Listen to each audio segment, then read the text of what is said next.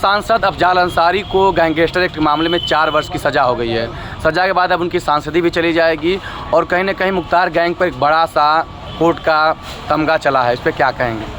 देखिए, 2017 के बाद जब से योगी जी आए तब से ही गैंगस्टर एक्ट के तहत सब पे मुकदमा चला है। और हमारे यहाँ लग रहा है कि 2017 के बाद ये गाजीपुर में जितने भी माफिया थे उनका बहुबाला ख़त्म हो गया था।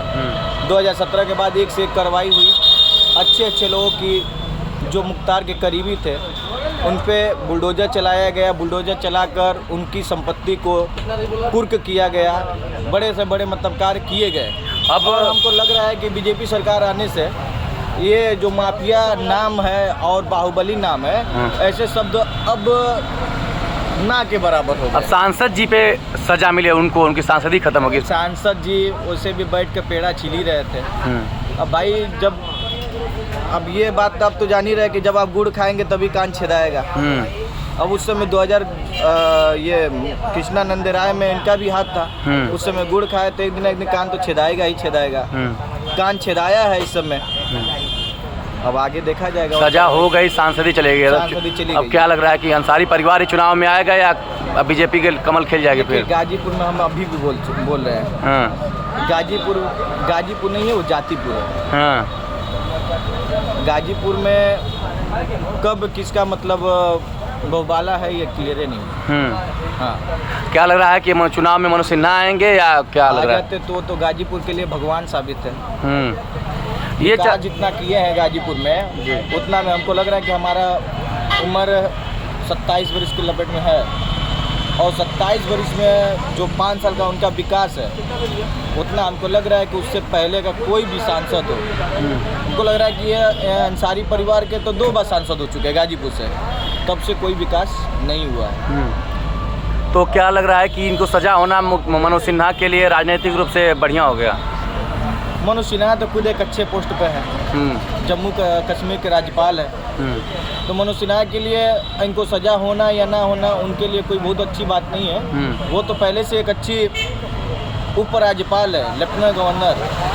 हाँ, ये कह सकते हैं कि उनको सजा होने के बाद ही उनके सांसदी जाने के बाद गाजीपुर के लिए अच्छा हो गया कि जो विकास रुकी है तकरीबन 4 साल से, अगर कोई और सांसद आया, मान लीजिए कि बीजेपी का सांसद आ गया, तो गाजीपुर में जो काम है वो क्लियर कराया जाएगा। गाजीपुर के ऐसे कई काम है जो पेंडिंग है।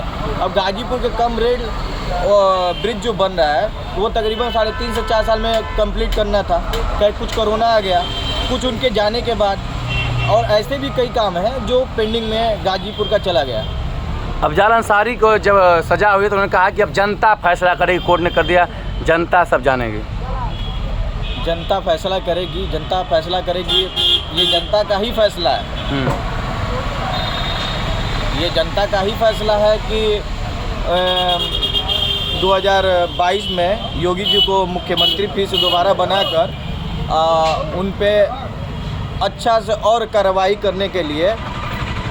क्या लगता है कि जो सजा हुई है सरकार की बेहतर पैरवी की वजह से हुई है सजा? अब तक सजा नहीं हुई थी। जी एकदम, सरकार की पैरवी, और इसमें सबसे ज़्यादा अहम भूमिका सरकार की होती है। अगर जो सरकार अगर किसी चीज़ पे कार्रवाई हो रही है तो सरकार के अगर वकील अगर टाइट नहीं रहेगा तो वो डेट पे डेट बढ़ेगा। वकील और पुलिस आप देख लीजिए कि राम मंदिर का ही था, तकरीबन 70 साल से फंसा था मामला। लेकिन राम मंदिर पे जब भाजपा सरकार आई उसके बाद ये उस पर बेंच बनाया गया सुप्रीम कोर्ट में। उसके बाद ये एक पे एक डेट डालकर उसको फैसला को क्लियर करके आज राम मंदिर का भव्य निर्माण हो रहा है। वही पुलिस जो अफजाल अंसारी और मुख्तार अंसारी गैंग को बचाती थी, आज बेहतर तरीके से जांच पड़ताल की या सजा करवा दी? आप यहीं के SHO है धनंजय सिंह, उनका बयान सुने थे। उनसे मीडिया ने पूछा था कि क्या यहाँ पे बाहुबली मुख्तार है, उसके बाद उनका बयान यही आया था कि अब यहाँ पे कोई बाहुबली या कोई माफिया नहीं है। तो भाई आप एक और बयान सुने थे चुनाव में, 2022 के चुनाव में माननीय अफजाल अंसारी, ये अब्बास अंसारी जी का, कि पहले हिसाब किताब होगा अधिकारियों पे। तो ऐसे बयान सुनने को मिल रहे थे, लेकिन इनके सरकार आने के बाद उन पे भी ये कार्रवाई हुई। Thank you.